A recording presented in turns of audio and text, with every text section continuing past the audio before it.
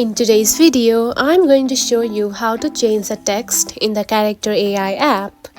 If you are wondering on how to change the text and change the messages, then this tutorial is for you. So let's get started. First of all, open the Character AI app, just like this. And after opening the app, you will see something like this on your home screen.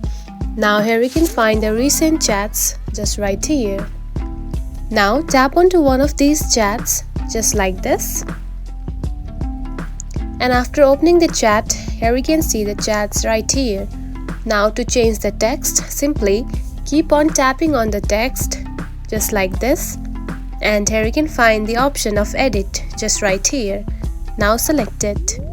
Now from here you can remove the text and add your text, just like this.